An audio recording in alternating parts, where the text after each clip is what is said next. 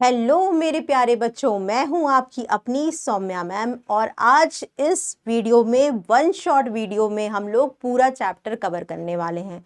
Chapter कौन सा होगा, चैप्टर क्या है और इस चैप्टर में क्या क्या चीजें पढ़नी है, जल्दी से जान लेते हैं। बेटा आज हम लोग जो चैप्टर पढ़ेंगे वो होगा व्यवसाय के उभरते हुए साधन।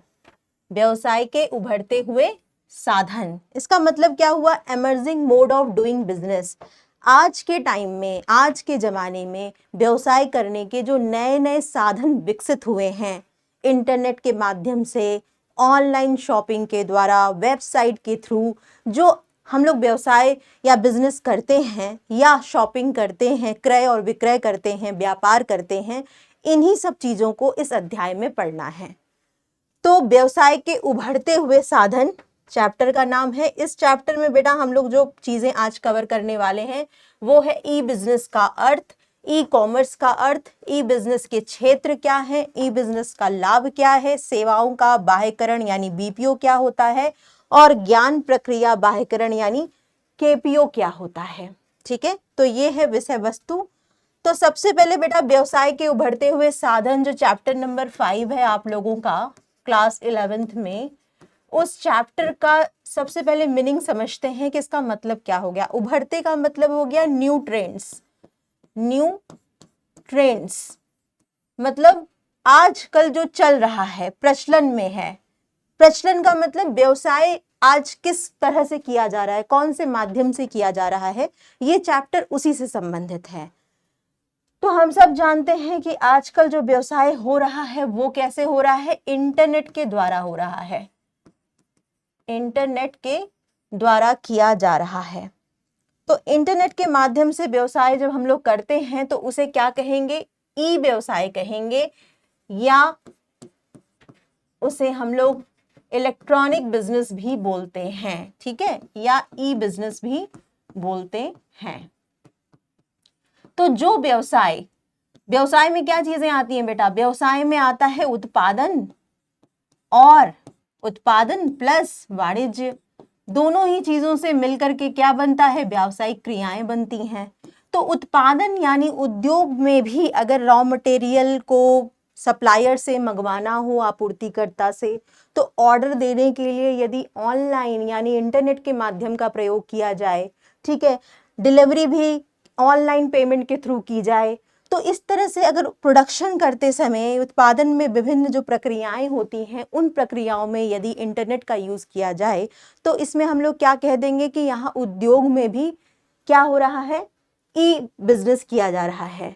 इसी तरह वाणिज्य का मतलब हो गया कि व्यापार और व्यापार की सहायक क्रियाएं यानी क्रय विक्रय करते समय और बिजनेस व्यापार की सहायक क्रियाएं करते समय यदि इंटरनेट का यूज किया जाए इन दोनों क्रियाओं में, तो हम क्या कहेंगे कि ये सारी चीजें वाणिज्य में आ गई, यानी ई कॉमर्स हो गया। तो ई बिजनेस जो है वो बड़ा शब्द है। ई बिजनेस में उत्पादन में भी और क्रय विक्रय करते समय भी यदि इंटरनेट का प्रयोग किया जा रहा हो तो इसे ई बिजनेस कहा जा सकता है। तो सिंपल से शब्दों में इसका अभिप्राय सभी औद्योगिक तथा वाणिज्यिक क्रियाओं को कंप्यूटर नेटवर्क अर्थात इंटरनेट के माध्यम से पूरा करना है। ठीक है, इसके अलावा ई कॉमर्स का मतलब क्या हो गया, ई कॉमर्स का मतलब हो गया व्यापार। ठीक है, व्यापार प्लस व्यापार की सहायक क्रियाएं, व्यापार की सहायक क्रियाएं यदि इंटरनेट के माध्यम से या कंप्यूटर नेटवर्क के माध्यम से की जा रही हों तो इसे ई कॉमर्स कहते हैं। यानी क्रय विक्रय, क्रय विक्रय ऑर्डर सप्लाई करते समय, ठीक है, इसी तरह सेल करते समय इंटरनेट का यूज किया जा रहा है, ऑनलाइन ऑर्डर दिया जा रहा है, ऑनलाइन सप्लाई की जा रही है, ऑनलाइन पेमेंट हो रहा है ऑनलाइन वेबसाइट के थ्रू, तो ये सब क्या हो गया, ये हो गया आपका व्यापार, ई व्यापार हो रहा है, यानी ई ट्रेड हो रहा है, यानी ई कॉमर्स हो रहा है। ठीक है, तो ई कॉमर्स का अभिप्राय एक ऐसी इलेक्ट्रॉनिक पद्धति से है जिसके अंतर्गत सभी वाणिज्यिक, सभी कमर्शियल एक्टिविटीज को इंटरनेट के माध्यम से पूरा किया जाता है। वाणिज्यिक क्रियाओं में माल के बारे में जैसे जानकारी, गुड्स के बारे में अगर आपको इंफॉर्मेशन चाहिए तो आप वेबसाइट पे चले जाइए, वहां आपको सारे गुड्स से रिलेटेड जितने भी इंपॉर्टेंट इंफॉर्मेशन है वो एक ही जगह पर मिल जाएंगे, ठीक है। इसके अलावा अगर आपको ऑर्डर सप्लाई करना है, ऑर्डर देना है, तो आप आराम से इंटरनेट का यूज करके ऑनलाइन ऑर्डर सप्लाई कर सकते हैं।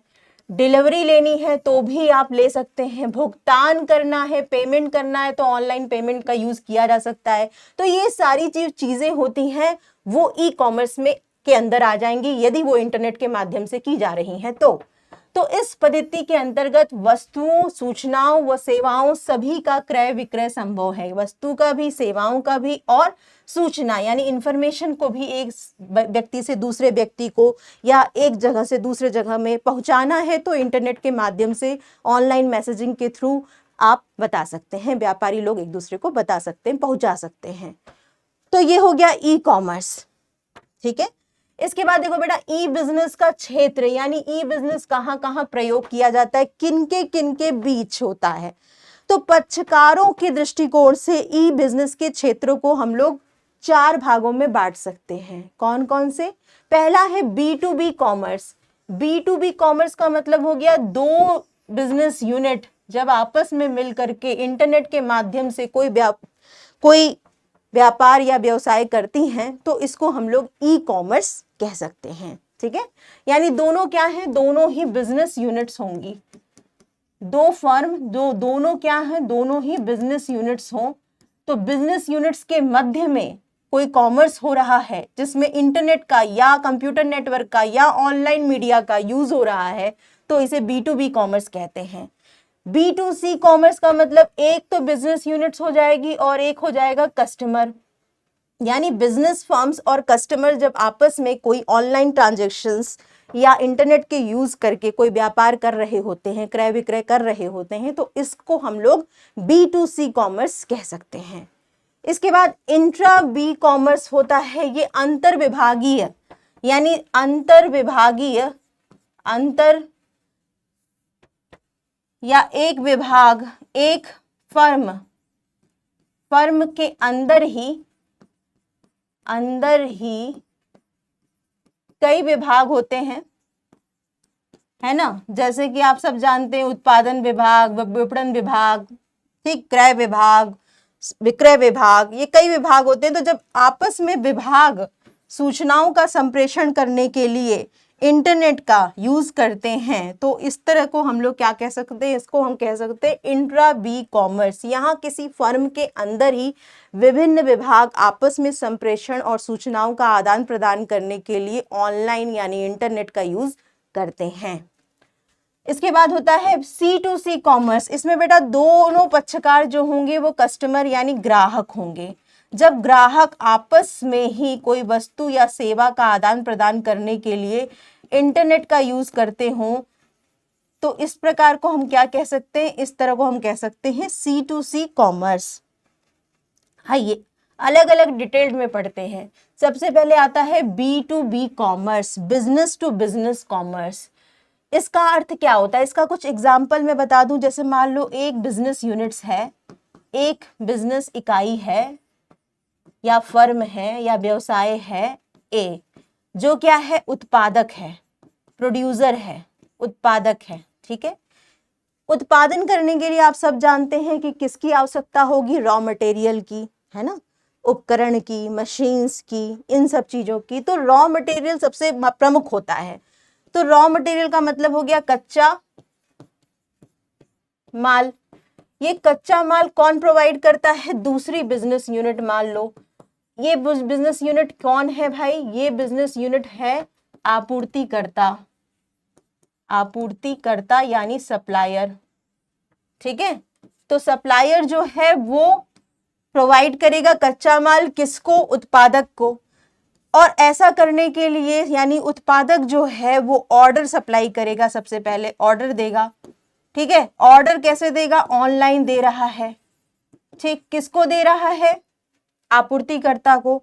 आपूर्तिकर्ता क्या है, ऑर्डर सप्लाई कर देगा। ऑर्डर जो भी दिया गया था ऑनलाइन पता चला वो ऑर्डर टाइम पर क्या कर दिया गया, बना करके कच्चा माल जो है बिजनेस यूनिट ए को सप्लाई कर दिया बिजनेस यूनिट बी ने, ठीक है। अब पेमेंट की बात आई तो पेमेंट कौन करेगा, उत्पादक ही करेगा। तो पेमेंट करने के लिए उत्पादक ने क्या किया, फिर ऑनलाइन पेमेंट किया, किसको, इस फर्म को, फर्म बी को, ठीक है, जो कि आपूर्ति करता है। अब आपूर्तिकर्ता भी कैसे इंटरनेट का यूज कर सकती है, मान लीजिए जो बिजनेस यूनिट बी है उसने ऑर्डर लेने के लिए, देखने के लिए भी उसने ऑनलाइन यूज किया कि ऑर्डर कितना आया है, कितना गया है, ठीक है। पेमेंट मान लीजिए क्रेडिट में ट्रांजैक्शंस हुआ है तो फिर पेमेंट जो है वो ड्यू डेट के बाद ही मिलेगा। तो वो सारी चीजें भी इन लोगों ने भी अपना ऑनलाइन एक पोर्टल बनाया हुआ है जिससे कि ये ऑर्डर देख सकते हैं, ये पेमेंट प्राप्त कर सकते हैं। तो ये सारी चीजें भी ये ऑनलाइन कर रहे हैं। तो आपस में जब इंटरनेट के माध्यम से दो बिजनेस यूनिट्स व्यापार कर रही होती हैं, व्यवसाय कर रही होती हैं, तो इस प्रकार के व्यवसाय को हम लोग क्या कह सकते हैं, B2B कॉमर्स कह सकते हैं, business to business unit commerce कह सकते हैं। तो B2B कॉमर्स का अर्थ है उस व्यावसायिक क्रिया से है जिसमें इलेक्ट्रॉनिक व्यवहारों को करने वाले दोनों पक्षकार फर्में होती हैं अथवा व्यावसायिक इकाइयां होती हैं, बिजनेस यूनिट्स होती हैं। उदाहरण के लिए मान लीजिए कि दोनों फर्मों में से एक उत्पादन करने वाली हो सकती है और दूसरी कच्चा माल यानी रॉ मटेरियल सप्लाई करने वाली हो सकती है, ठीक है।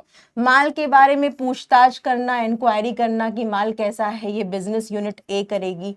आदेश देना बिजनेस यूनिट्स ए करेगी, ऑर्डर सप्लाई करेगी। भुगतान करने का काम इंटरनेट के माध्यम से किया जा सकता है, ठीक है। तो ये सारी चीजें में क्या किया गया, इंटरनेट का यूज किया गया। तो B2B कॉमर्स का ये एक अच्छा एग्जाम्पल है। दूसरा बेटा देखो, क्षेत्र में हम बात कर रहे हैं कि हमारा जो ई कॉमर्स का क्षेत्र कैसा कैसा है, किनके बीच किया जाता है। तो दूसरा आता है B2C कॉमर्स, यानी बिजनेस टू, B2C का मतलब हो गया बिजनेस टू कस्टमर। यहां पर एक जो पार्टी है वो क्या है, वो बिजनेस यूनिट होगी, ठीक है, बिजनेस यूनिट होगी। और दूसरी जो पार्टी होगी वो क्या होगी, वो कस्टमर होंगे यानी ग्राहक होंगे, ठीक। दूसरी पार्टी जो होंगे वो कस्टमर होंगे, ठीक है। ये बहुत ही फेमस है, इसका बहुत सारे आप लोग यूज करते हैं। कस्टमर यूनिट नहीं होगा बल्कि कस्टमर, यहाँ पर हम लोग सिर्फ सिंपली कस्टमर लिख सकते हैं। तो B2C कॉमर्स में क्या हो गया कि जो भी फर्म जो भी वस्तु बना करके बेच रही हैं, वस्तु को बेचने के लिए क्या कर सकते हैं, वेबसाइट बना सकते हैं, डायरेक्ट बेच सकते हैं बिजनेस यूनिट्स, ठीक है, किसको, कस्टमर्स को, ठीक। कस्टमर्स भी क्या कर सकते हैं, जो भी वस्तु है उसकी कीमत क्या है, उसकी गुणवत्ता क्या है, वस्तु का एक्सपायरी डेट क्या है, मैन्युफैक्चरिंग डेट क्या है, वस्तु से संबंधित जो महत्वपूर्ण इंफॉर्मेशंस हैं वो कस्टमर आसानी से वेबसाइट पर जाकर के विजिट करके पता लगा सकते हैं, ठीक है। और ऑनलाइन ऑर्डर भी डाल सकते हैं डायरेक्ट बिजनेस यूनिट्स को।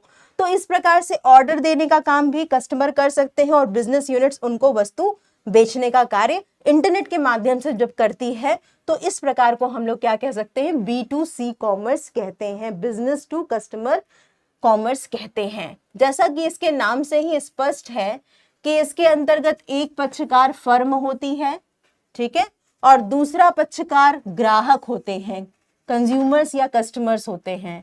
एक और ग्राहक घर बैठे ही इंटरनेट पर अपनी मनपसंद वस्तु को जानकारी प्राप्त करके कर सकता है और आदेश दे सकता है, ऑर्डर दे सकता है। कुछ मदों को इंटरनेट पर, कुछ आइटम्स ऐसे होते हैं जिनको इंटरनेट पर ही प्राप्त भी कर सकता है, ठीक है, और भुगतान भी कर सकता है।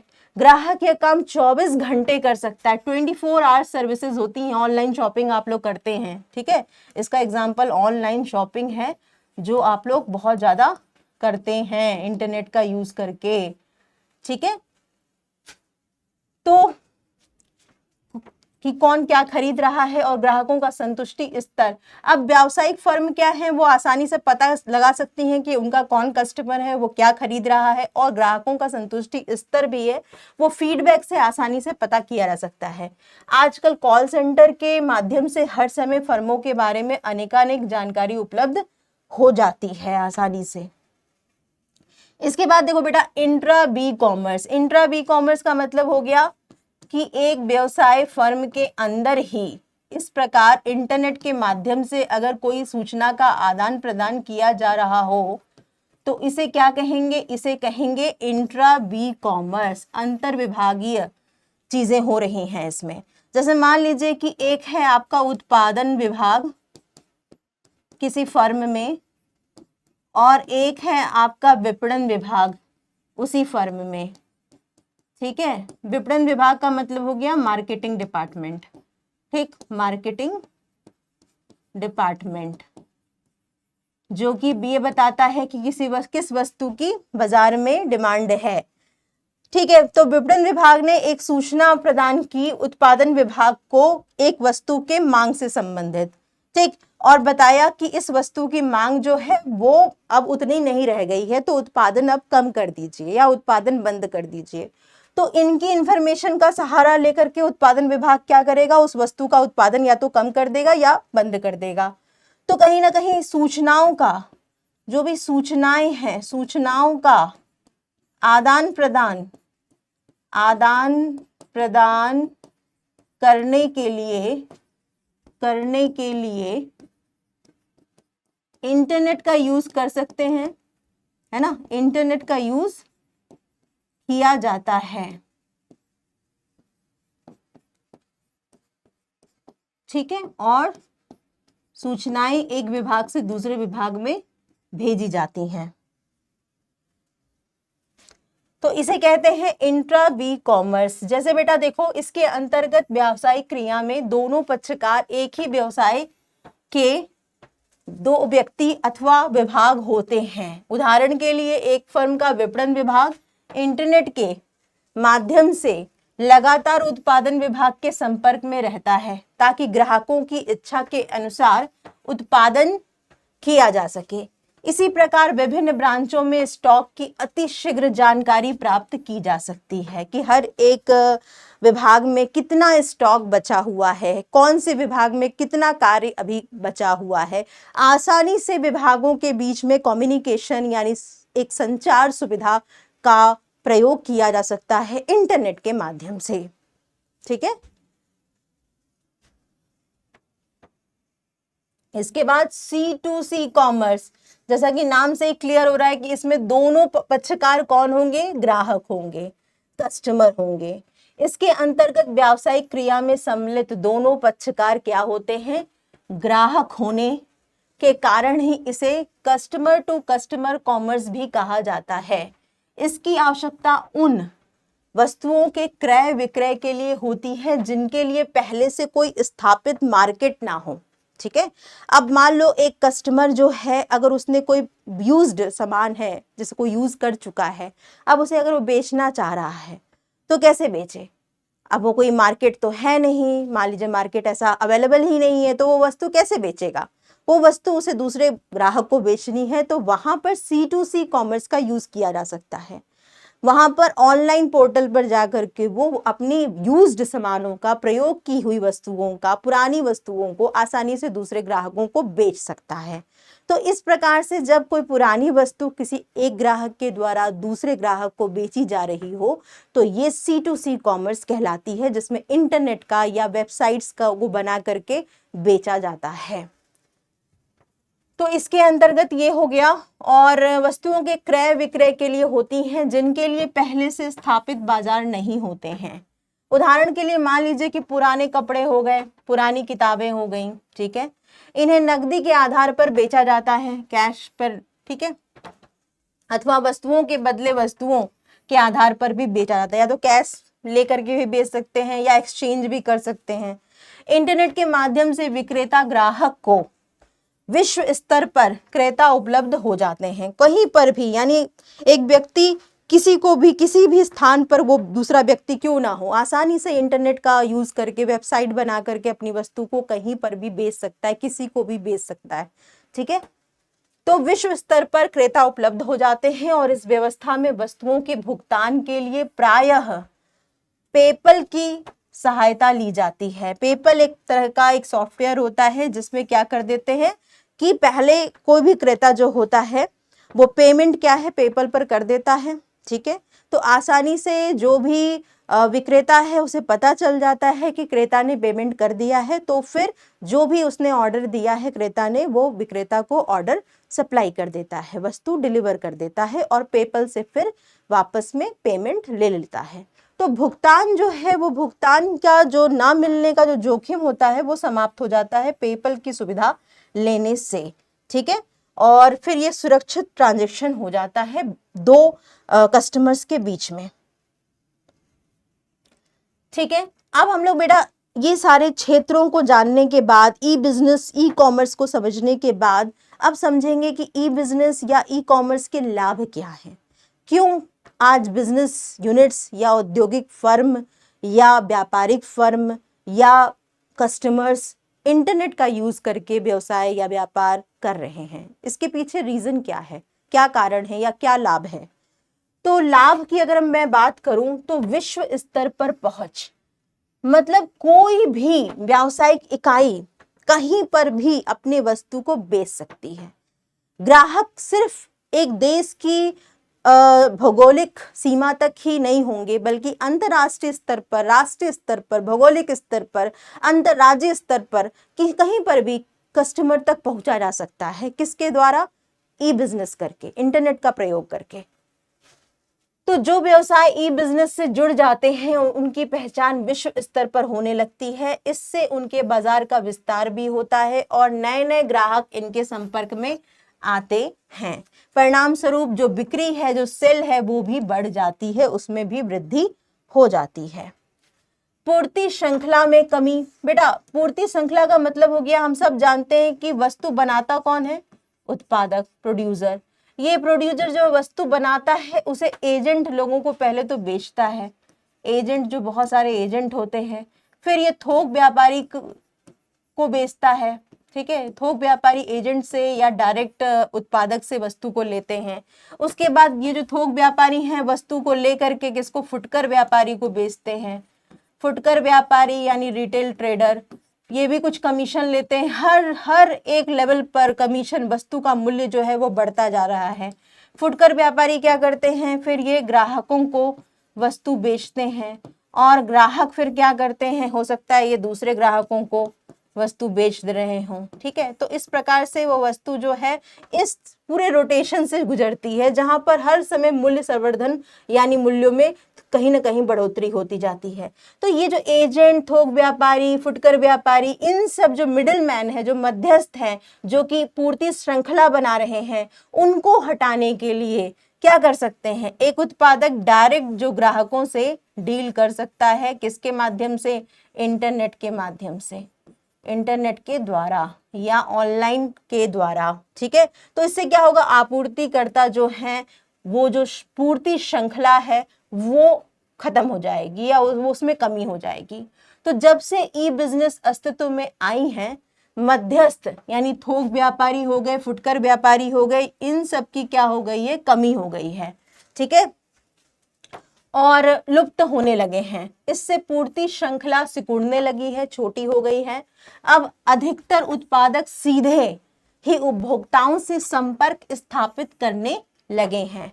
परिणाम स्वरूप उपभोक्ताओं को माल अब कम यानी सस्ते मूल्यों पर प्राप्त हो जाता है, क्योंकि हर एक जो पूर्ति श्रृंखला में जो मूल्यों का बढ़ोतरी हो रही थी वो नहीं हो पाती है। उत्पादक या बिजनेसमैन या प्रोड्यूसर डायरेक्ट कुछ कमीशन या लाभ लेकर के ग्राहकों को वो वस्तु या सेवा दे रहे होते हैं। तो जो मिडिल मैन यानी मध्यस्थ को जब हटा दिया जाता है तो मूल्य जो होते हैं वस्तु के, वो अपने आप कम हो जाते हैं।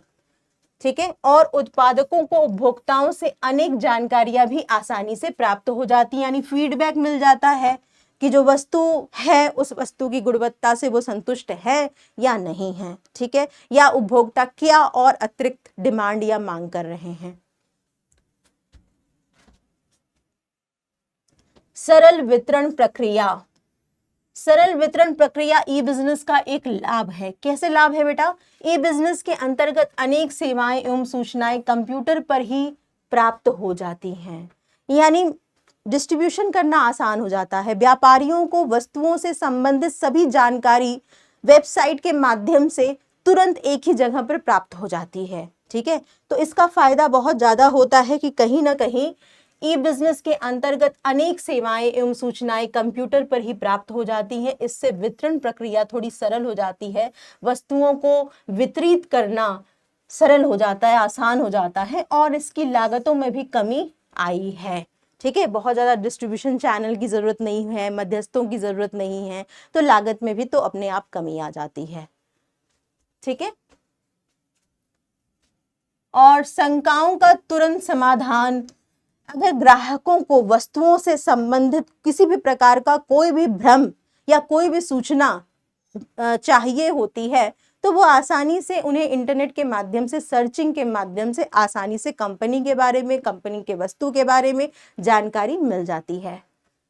तो जैसा कि हमें मालूम है कि ई बिजनेस का आधार इंटरनेट है, और इंटरनेट के माध्यम से उपभोक्ता व अन्य व्यवसायी अपनी शंकाओं का तुरंत समाधान प्राप्त कर लेते हैं कि प्राइस क्या है वस्तु की, वस्तु का इंग्रेडिएंट्स क्या है, उसमें मूल तत्व क्या है, वस्तु की एक्सपायरी डेट क्या है, मैन्युफैक्चरिंग डेट क्या है, उसका वैल्यू क्या है, ये सारी चीजें, इंफॉर्मेशन जो है, सूचनाएं जो है आसानी से मिल जाती हैं, जिससे एक ग्राहक अपनी शंकाओं को, अपने जो भी उसकी उत्सुकता है उसको दूर कर सकता है।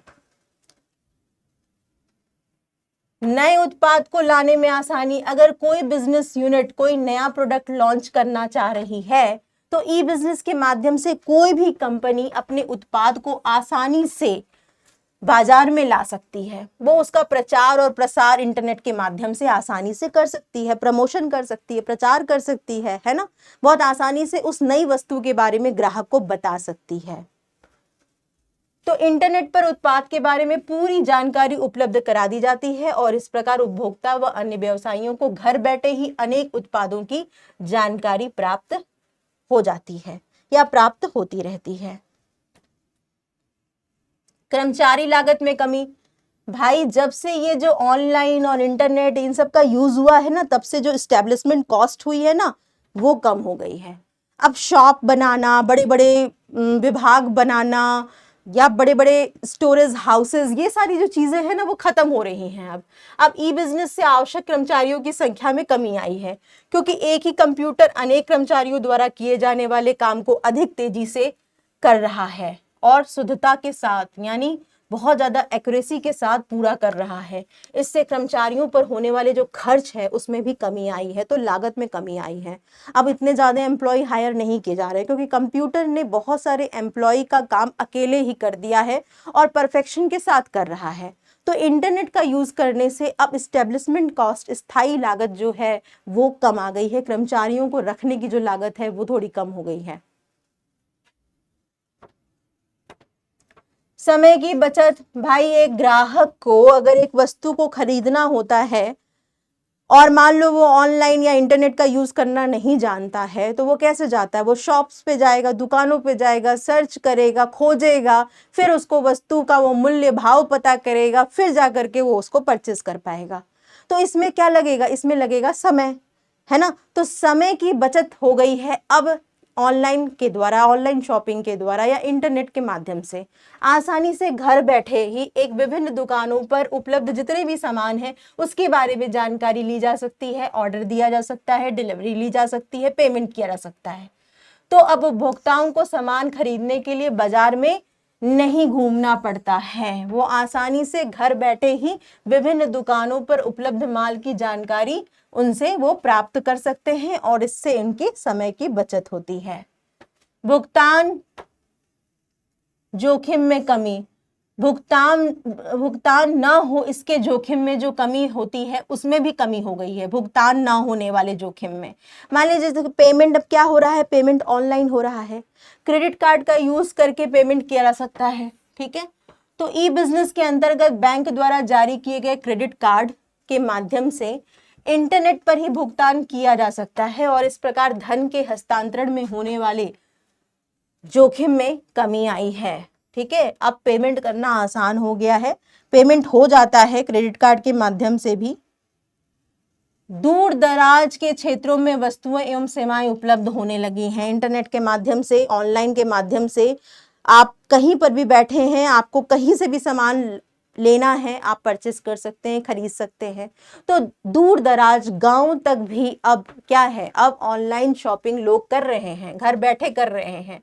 तो ई बिजनेस से ऐसे क्षेत्रों में भी वस्तुएं एवं सेवाएं उपलब्ध होने लगी हैं जहां आसपास नहीं होती थी या जहां पहले नहीं होती थी। ठीक है, तो ये सारी चीजें हम लोगों ने इसमें देखी।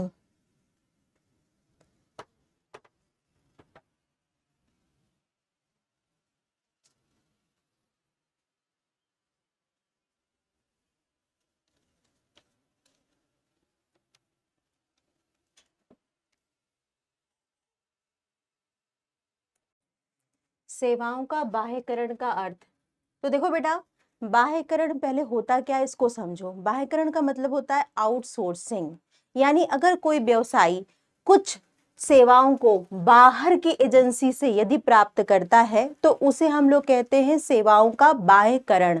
ठीक है, इसका दूसरा शॉर्ट नेम भी होता है BPO, यानी बिजनेस प्रोसेस आउटसोर्सिंग। ठीक है, यानी व्यावसायिक कुछ क्रियाएं कुछ बाहरी एजेंसी से यदि व्यावसायिक फर्म प्राप्त करते हैं तो इसको कहते हैं सेवाओं का बाह्यकरण।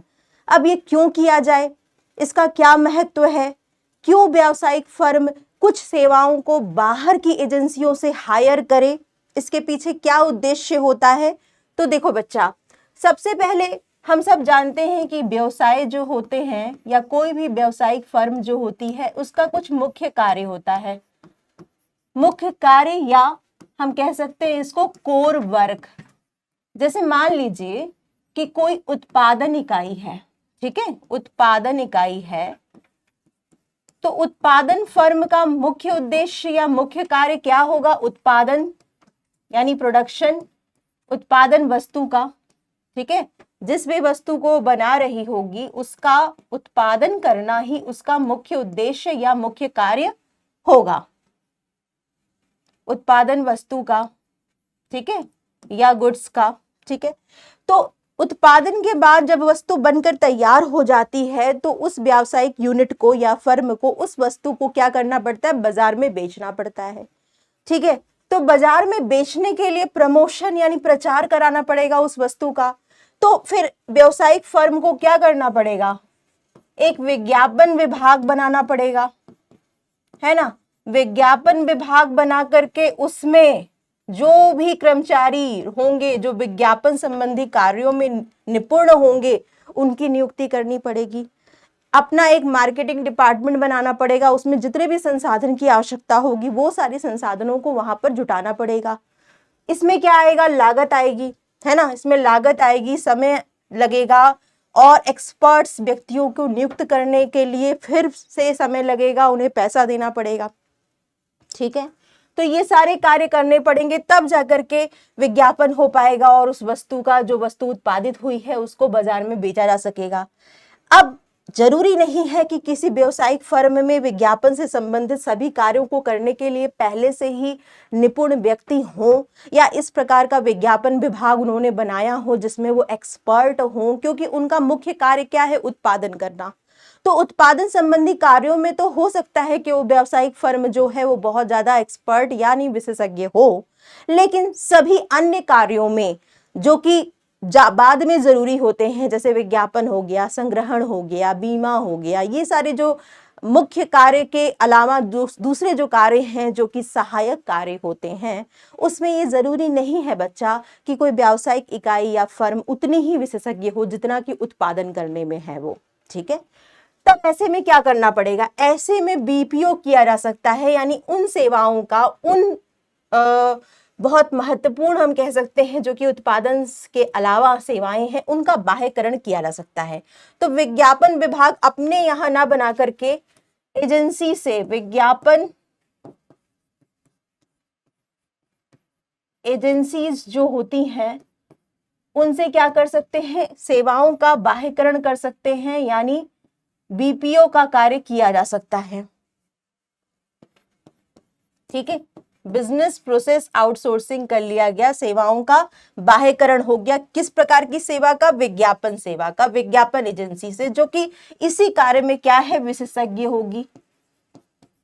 है ना, क्योंकि वो सिर्फ विज्ञापन संबंधी कार्यों को ही कर रही हैं और विज्ञापन संबंधी कार्यों में बहुत निपुण होंगी, एक्सपर्ट होंगी, विशिष्टीकरण का लाभ मिल पाएगा और विज्ञापन भी अच्छे से हो पाएगा।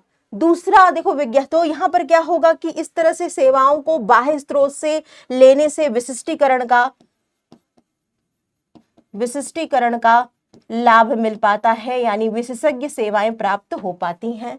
लागत में भी कमी हो पाती है, लागत में भी कमी हो जाएगी क्योंकि अपने यहाँ अलग से उस प्रकार के विभाग को बनाने की आवश्यकता नहीं पड़ेगी, खर्चे नहीं लगेंगे, ठीक है। और मुख्य कार्य पर ज्यादा ध्यान दिया जा सकेगा व्यावसायिक फर्म के द्वारा, ठीक है। अगर छोटे मोटे कार्य या अन्य सहायक कार्य बाहर के स्रोतों से अगर व्यवसाय यूनिट या फर्म ले लेती हैं तो इसका फायदा ये होता है कि वो अपने मुख्य कार्य यानी उत्पादन संबंधी अगर कार्य उनका मुख्य कार्य है तो उस पर ज्यादा कॉन्सेंट्रेट यानी फोकस या ध्यान दे पाएंगी और अन्य सहायक कार्यों को बाहर की एजेंसियों से विशेषज्ञता के साथ प्राप्त कर पाएंगी, ठीक है। तो यहाँ पर बहुत सारे फायदे, बहुत सारे कॉन्सेप्ट्स आप लोगों को समझ में आए होंगे कि सेवाओं का बाह्यकरण क्यों किया जाता है व्यावसायिक फर्मों के द्वारा। व्यवसाय को कुशलतापूर्वक चलाने तथा विशिष्टीकरण के लाभ प्राप्त करने के लिए कुछ सेवाओं का संगठन के बाहर से प्राप्त करने को हम लोग सेवाओं का बाह्यकरण या बिजनेस प्रोसेस आउटसोर्सिंग कहते हैं। इसके कुछ लाभ भी होते हैं, कुछ महत्व भी होते हैं, उसको भी हमने यहाँ पर छोटे में आपको बताने की कोशिश की है, ठीक है। अब देखो सेवाओं के बाह्यकरण की प्रकृति क्या होती है, नेचर क्या होता है। सेवाओं का संगठन के बाहर उपलब्ध होना। देखो बेटा, जो भी बाह्यकरण किया जा रहा है, बाह्यकरण जब भी करते हैं तो वो बाह्यकरण का मतलब ही हो गया कि सेवाएं जो हैं, वो सेवाएं जो होंगी वो सेवाएं बाहरी स्रोतों से प्राप्त की जा रही हैं।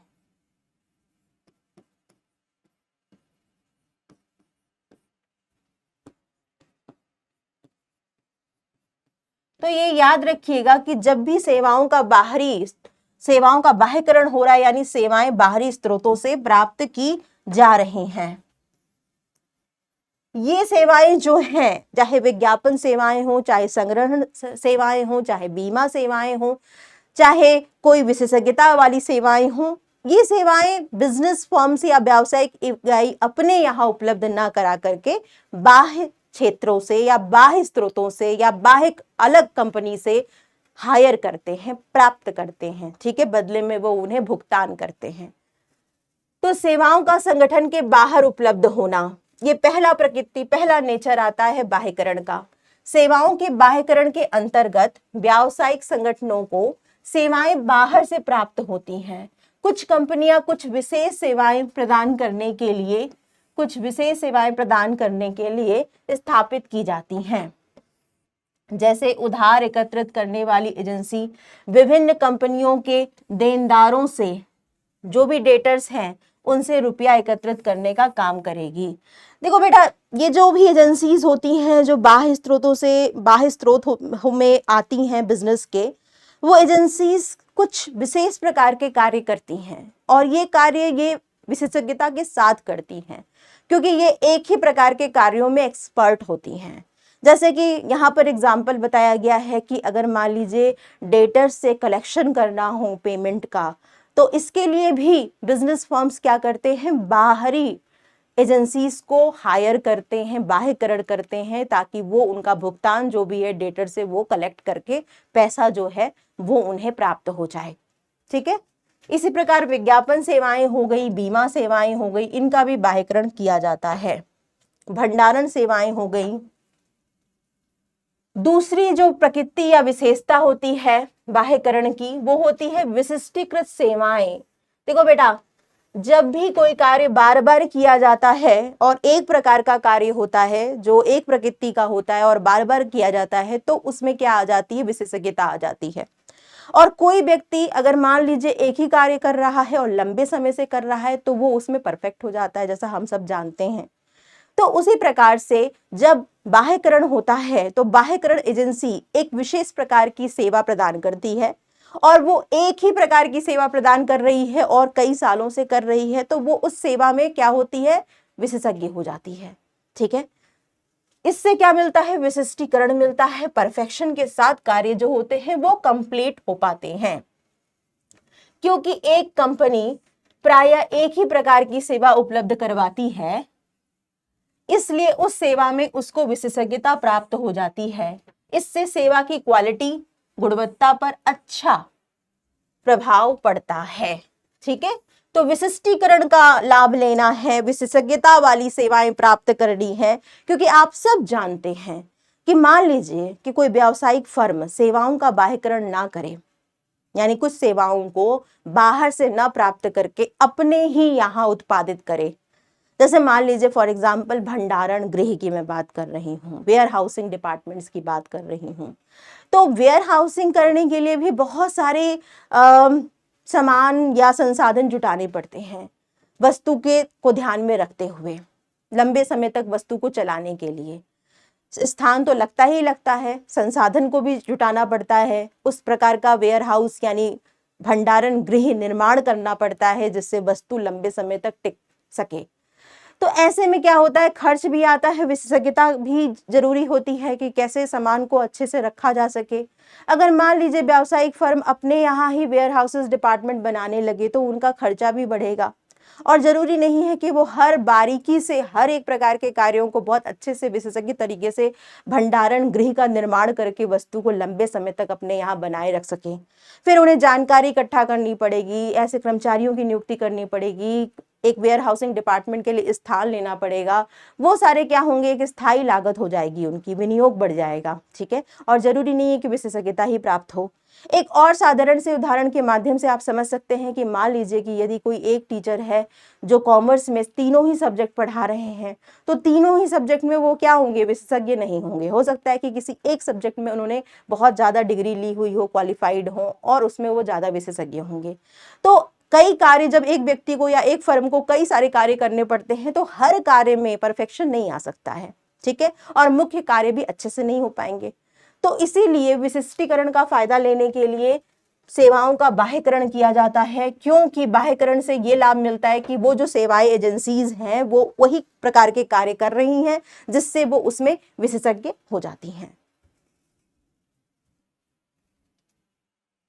इसके बाद देखो, सेवाओं की सस्ती विधि है ये। जब सेवाओं का बाह्यकरण किया जाता है, कुछ सेवाओं को बाहर से लिया जाता है, तो इससे क्या होता है, व्यावसायिक फर्म को कहीं ना कहीं फायदा होता है, उनकी लागत में कमी आती है। सेवाओं के बाह्यकरण की प्रकृति सस्ती सेवाएं उपलब्ध करवाने की है और एक ही प्रकार की सेवा को बड़े स्तर पर व्यवहार करने के कारण ये सेवाएं सस्ती दर पर उपलब्ध हो जाती हैं। आप रेंट देते हो, कमीशन देते हो, फीस देते हो, है ना, तो वो जो होता है उसकी अगर आप कैलकुलेट करोगे तो वो लागत कम लागत आएगी, कम खर्चा में या सस्ती सेवाएं मिल जाएंगी यदि आप अपने यहाँ ही उन तरह की सेवाओं का अलग से विभाग बनाते तो उसकी तुलना में। तो ये सस्ती सेवाएं होती हैं क्योंकि ये एक ही प्रकार की सेवा प्रदान कर रही होती हैं, अतः बड़े स्तर पर कर रही होती हैं और बड़े स्तर पर ये सेवाएं प्रदान करती हैं, अतः ये सस्ती दर पर सेवाएं मिल जाती हैं। प्रयोग करने वाले की कुशलता में वृद्धि। भाई कौन प्रयोग कर रहा है, व्यावसायिक इकाई कर रही है, व्यावसायिक इकाई प्रयोग कर रही है, इकाई या यूनिट जिसे हम कहते हैं। ठीक है, तो व्यावसायिक इकाई अपने मुख्य कार्य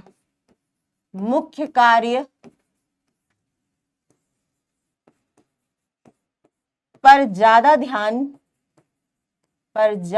ध्यान केंद्रित कर पाती है यदि अन्य छोटे मोटे या अन्य सहायक कार्यों को वो बाहर के स्रोतों से प्राप्त करे तो मुख्य कार्य पर ज्यादा ध्यान केंद्रित कर पाती है। सेवाओं के बाह्यकरण के द्वारा सेवाओं के बाह्यकरण के द्वारा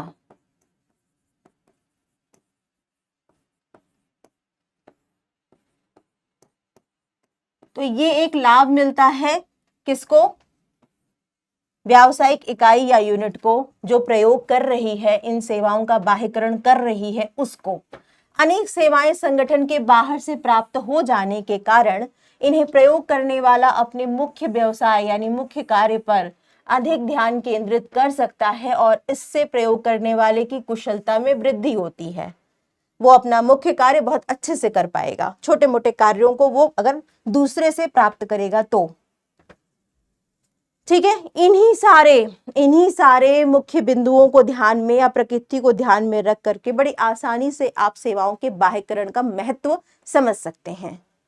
ठीक है, या इसकी आवश्यकता क्यों है, सेवाओं का बाह्यकरण या बीपीओ क्यों लिया जाए, क्यों किया जाए। अच्छी क्वालिटी की सेवाएं प्राप्त करने के लिए, विशेषज्ञ सेवाएं प्राप्त करने के लिए सेवाओं का बाह्यकरण करना चाहिए।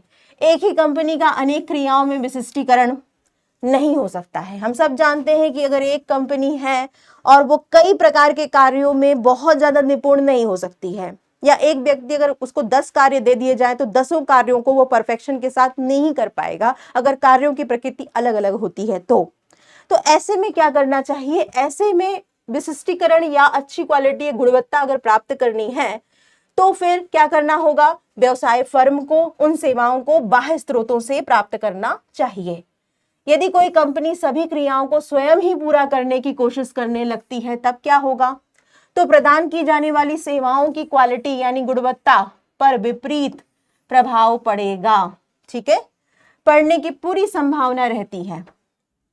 इस कठिनाई से बचने के लिए सेवाओं का बाह्यकरण अथवा सेवाओं को बाहर से प्राप्त करने की आवश्यकता को महसूस किया गया है। यानी विशिष्टीकरण प्राप्त करने के लिए, गुणवत्ता को बढ़ाने के लिए सेवाओं को बाह्य स्रोतों से, बाहरी स्रोतों से प्राप्त करना ज्यादा अच्छा माना जाता है, बजाय कि अपने ही व्यावसायिक फर्म में उनका फिर से उत्पादन करना या उन सेवाओं को अपने यहाँ ही बनाना। ठीक है, दूसरी इसका जो आवश्यकता है वो क्यों है? सेवाओं में स्थायी विनियोग से बचने के लिए भाई इन्वेस्टमेंट करना पड़ेगा, विनियोग करना पड़ेगा, और इन्वेस्टमेंट की जो लागत आएगी, ये जो खर्चा आएगा वो ज्यादा होता है। वो लागत क्या होती है? ज्यादा होगी, लागत ज्यादा होती है। तो स्थायी निवेश या स्थायी विनियोग से बचने के लिए, स्थायी विनियोग से बचने के लिए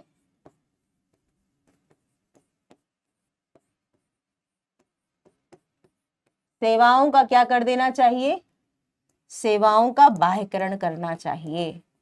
सेवाओं का बाह्यकरण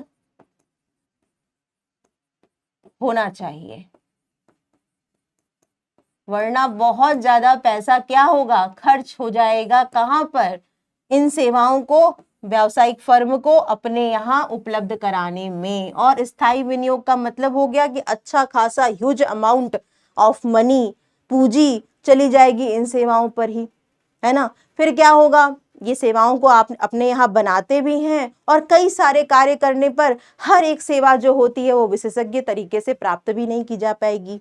ठीक है, तो इन सारी परेशानियों से बचने के लिए सेवाओं का बाह्यकरण करना ज्यादा अच्छा माना जाता है। यदि कोई कंपनी ये सेवाएं संगठन के अंदर ही उपलब्ध करती है तो इनके लिए उसे अलग अलग विभागों की स्थापना करनी होगी, जिस पर भारी स्थायी विनियोग लगेगा भाई, बहुत ज्यादा खर्चा लगेगा।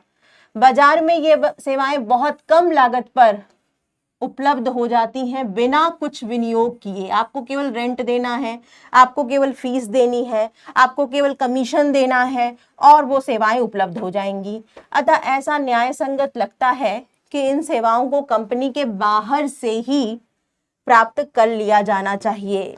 यानी खर्चे को कम करने के लिए सेवाओं का बाह्यकरण करना उचित माना जाता है। व्यवसाय को सुविधापूर्वक ढंग से चलाने के लिए भाई, देखिए, व्यावसायिक फर्म सुविधापूर्वक ढंग से व्यवसाय को कैसे चला पाएंगी? जब वो सभी कार्य को अच्छे से करें, जो भी व्यवसाय से संबंधित कार्य हैं उनको अच्छे से करें और मुख्य कार्य पर ज्यादा ध्यान केंद्रित कर सकें और अन्य कार्यों को विशेषज्ञ तरीके से पूरा कर सकें।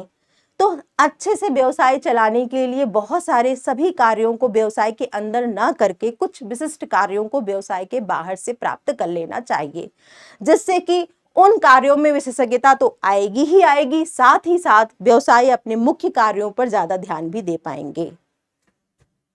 तो सेवाओं के बाह्यकरण की आवश्यकता व्यवसाय को सुविधापूर्वक तरीके से चलाने के लिए होती है।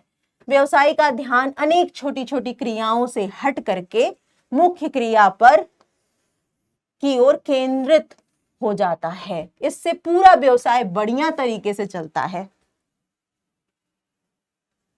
अब हम लोग देखेंगे कि किन किन सेवाओं का बाह्यकरण या आउटसोर्सिंग या बीपीओ लिया जाता है।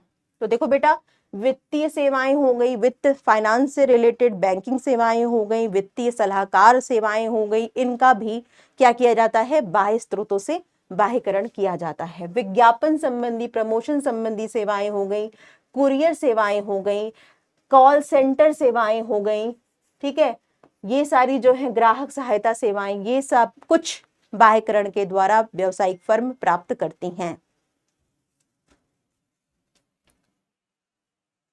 अब हम लोग एक और चीज यहां पे पढ़ेंगे, केपीओ। केपीओ का मतलब होता है नॉलेज प्रोसेस आउटसोर्सिंग। अभी हम लोगों ने बीपीओ पढ़ा। बीपीओ क्या था? Business process outsourcing. Business process outsourcing प्रक्रिया आधारित, जिसमें कुछ प्रोसेस हो रहा है, प्रक्रिया आधारित सेवाएं से संबंधित है। सेवाओं से संबंधित होता है क्या? बीपीओ, ठीक है। और ये जो आपका केपीओ है ना, केपीओ संबंधित होता है नॉलेज प्रोसेस आउटसोर्सिंग से, यानी ज्ञान आधारित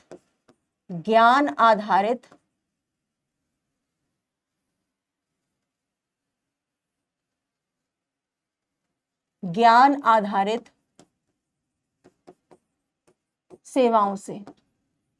अब ये ज्ञान आधारित सेवाओं का मतलब क्या हो गया और इनका बाह्यकरण कैसे किया जाता है, इनमें क्या चीजें आती हैं? तो देखो बेटा, ज्ञान आधारित सेवाएं वो सेवाएं होती हैं जिसमें तार्किक ज्ञान और नॉलेज, विवेक, बुद्धि, वैचारिक चीजों का प्रयोग किया जाता है, ठीक है। और नॉलेज प्रोसेस आउटसोर्सिंग में जैसे अनुसंधान कार्य हो गए, ठीक है, रिसर्च कार्य हो गए, या तकनीकी अनुसंधान संबंधित कार्य हो गए, ठीक है, या कोई आइडिया, कोई विचार प्रदान करने से संबंधित कार्य हो गए, ठीक। यानी कह सकते हैं कि जहां पर विशेषज्ञता, ज्ञान की आवश्यकता ज्यादा हो, वहां पर हम लोग नॉलेज प्रोसेस आउटसोर्सिंग का सहारा बिजनेस यूनिट्स लेती हैं, ठीक है। तो केपीओ का अभिप्राय व्यवसाय को सफलतापूर्वक व न्यूनतम लागतों पर चलाने के लिए उच्च स्तरीय ज्ञान की जरूरत वाले कार्य संगठन के बाहर से कराने से है। यानी जहां पर high level thinking, high level knowledge जैसे कार्य हो, जैसे अनुसंधान मैंने बोला, डेवलपमेंट मैंने बोला, रिसर्च वर्क हो गया, तकनीकी विशेषज्ञता हो गई, या डाटा एनालिसिस की बात आ गई, आंकड़ों का संग्रहण से संबंधित कार्य हो गए, ये सारे कार्य क्या होते हैं? ये ज्ञान से आधारित कार्य होते हैं और इनका क्या कर सकते हैं? इनका बाह्यकरण किया जा सकता है, जिसे नॉलेज प्रोसेस आउटसोर्सिंग कहते हैं या ज्ञान बाह्यकरण सेवाएं कहते हैं, ठीक है। ये एक प्रकार की उच्च स्तरीय कदम होते हैं, जहां एक और बीपीओ जो था, बिजनेस प्रोसेस आउटसोर्सिंग के अंतर्गत प्रक्रिया विशेषज्ञता पर आधारित केंद्रित था, यानी कोई कार्य में विशेषज्ञता या कोई कार्य हो जो कि किया जा रहा हो। यहाँ क्या है? यहाँ कार्य किस प्रकार का है? नॉलेज यानी ज्ञान से आधारित कोई कार्य है। दूसरी ओर केपीओ के अंतर्गत ज्ञान विशेषज्ञता पर ज्यादा ध्यान केंद्रित किया जाता है, प्रक्रिया विशेषज्ञता पर नहीं। बीपीओ के अंतर्गत किसी समस्या को हल करने का एक पूर्व निर्धारित मार्ग दिया जाता है कि किसी कार्य को कैसे हल कर सकते हैं, सबसे एक अच्छा तरीका क्या है, ठीक है। जबकि केपीओ के अंतर्गत अंतिम निर्णय तक पहुंचने का कोई पूर्व निर्धारित मार्ग नहीं होता है बेटा। इसमें केपीओ में क्या होता है, केपीओ कोई ऐसा नहीं है कि ये एंड सोल्यूशन बता रहा है, ये एक विचार से संबंधित कार्य होता है, ज्ञान से संबंधित कार्य है। तो ये लगातार चलने वाली प्रक्रिया के आधार पर होता है। ज्ञान क्या है, वो हमेशा क्या है, वो डेवलप्ड होता रह रहा है, विकसित होता रह रहा है। तो ये पूर्व निर्धारित मार्ग नहीं होता है, बल्कि वह संबंधित व्यक्ति को स्वयं ही विकसित करना होता है, यानी किसी समस्या को खुद ही सॉल्व करना, इससे संबंधित यानी ज्ञान से आधारित ये केपीओ होता है। नॉलेज प्रोसेस आउटसोर्सिंग में ज्ञान की भूमिका ज्यादा होती है, जहां ज्ञान की, जहां विवेक की, जहां तर्क की, जहां कह सकते हैं कि जहां सोच की ज्यादा आवश्यकता है, उन कार्यों को करने के लिए बाह्यकरण किया जाता है। इसे हम लोग ज्ञान बाह्यकरण कहते हैं। ठीक है। बीपीओ के क्षेत्र में जॉब प्राप्त करने के लिए ज्ञान तथा तीव्र प्रवाह अंग्रेजी बोलने की जरूरत होती है, विशेषज्ञता की जरूरत होती है प्रक्रिया से संबंधित। जबकि दूसरी ओर अगर मैं बात करूं कि केपीओ के क्षेत्र में अगर किसी को नौकरी करनी है या इन कंपनियों में विशेष ज्ञान की, अंग्रेजी बोलने की, मनोवृत्ति की, एटीट्यूड की आपके और कार्य अनुभव आदि पर विशेष ध्यान दिया जाता है। ठीक है। तो केपीओ में मुख्यतः क्या आता है मैं आपको समझा देती हूं। जैसे कि अनुसंधान हो गया या रिसर्च वर्क हो गया, ठीक है, तकनीकी विश्लेषण हो गया, ठीक है, आंकड़ा या डाटा विश्लेषण हो गया,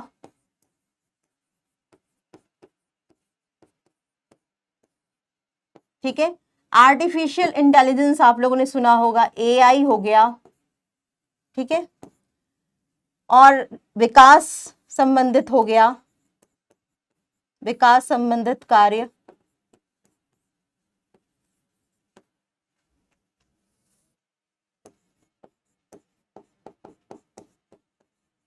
ये सब क्या है, ये सब नॉलेज प्रोसेस आउटसोर्सिंग के कार्य में आता है। व्यावसायिक फर्म इनका भी बाह्यकरण प्राप्त कर सकती है। व्यावसायिक फर्म इन सेवाओं का, जो कि ज्ञान आधारित हैं, इन सेवाओं का बाह्यकरण केपीओ के अंतर्गत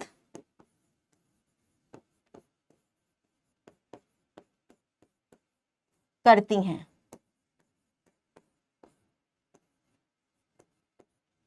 ठीक है। तो आंकड़ा विश्लेषण, एआई, आर्टिफिशियल इंटेलिजेंस, विकास संबंधित कार्य, तकनीकी विश्लेषण संबंधित कार्य, अनुसंधान से संबंधित कोई कार्य हो गया, इसके लिए केपीओ की सुविधा ली जा सकती है। तो इस अध्याय में बेसिकली आप लोगों ने क्या देखा, जो एमर्जिंग मोड्स या उभरते हुए जो साधन है व्यवसाय करने के, उसमें हम लोगों ने देखा पहले तो व्यवसायिक ई कॉमर्स हमने देखा, ई कॉमर्स, हमने यहां पर पढ़ा ई बिजनेस, ठीक है। फिर हम लोगों ने पढ़ा ई कॉमर्स और ई बिजनेस के लाभ क्या क्या होते हैं। तो लाभ की अगर मैं बात करूं तो आप सब जानते हैं कि ये क्या इसके लाभ हैं ई बिजनेस। पहले तो होता है कि मास रीच, यानी ये विश्व स्तर पर पहुंच होती है इनकी, ठीक है। इसके बाद हमने देखा लाभों की अगर मैं बात करूं, विश्व स्तर पर पहुंच के बाद लागत में कमी, कम लागत पर ये आसानी से वस्तुएं प्रदान कर सकते हैं, समय की बचत, घर पर बैठे लोग ऑनलाइन शॉपिंग कर सकते हैं, ठीक है, भुगतान सुरक्षा,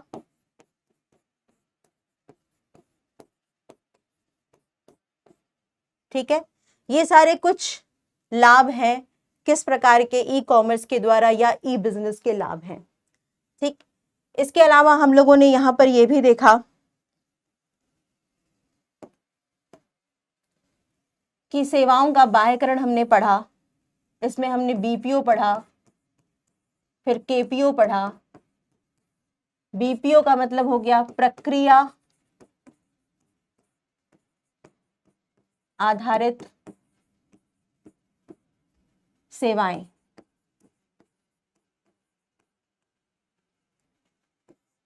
जो पूर्व निर्धारित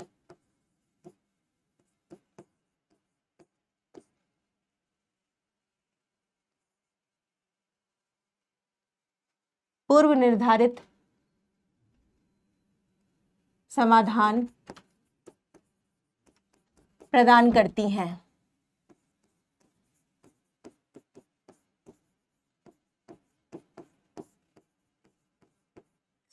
ठीक है,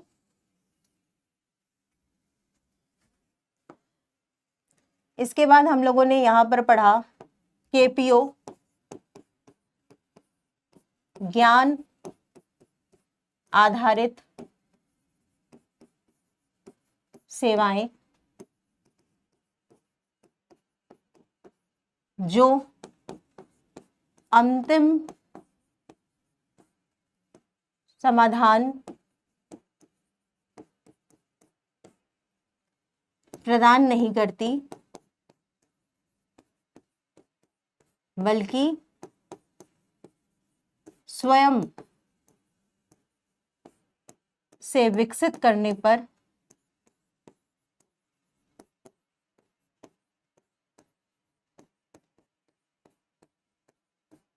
विचार करती है। व्यक्ति खुद से ही समस्या का समाधान ढूंढे।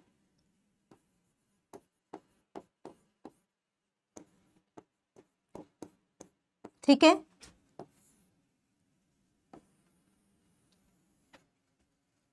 इसके अलावा हम लोगों ने यहां पर ई कॉमर्स के क्षेत्र भी पढ़े थे।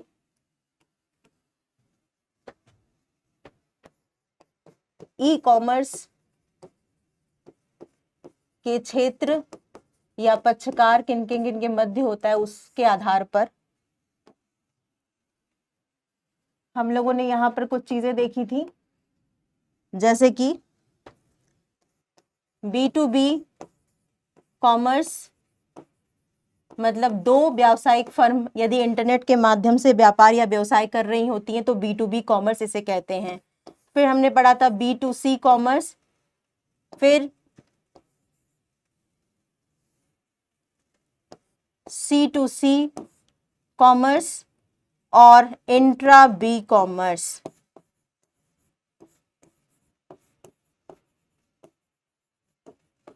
यहां पर C2C का मतलब हो गया कि दोनों ही कस्टमर्स हैं, दोनों ही ग्राहक हैं जो कि इंटरनेट के माध्यम से आपस में ही व्यापार या व्यवसाय कर रहे हैं। ठीक है, B2C कॉमर्स में एक तो बिजनेस है और दूसरे कस्टमर हैं, जिसमें हमने ऑनलाइन शॉपिंग बहुत ज्यादा फेमस है। ठीक है, C2C OLX के थ्रू जो दो कस्टमर आपस में ट्रांजैक्शंस यानी लेन देन करते हैं। तो ये सारी चीजें हम लोगों ने यहाँ पर देखी पढ़ी। ठीक है, इस पूरे के पूरे व्यवसाय के उभरते हुए साधन में।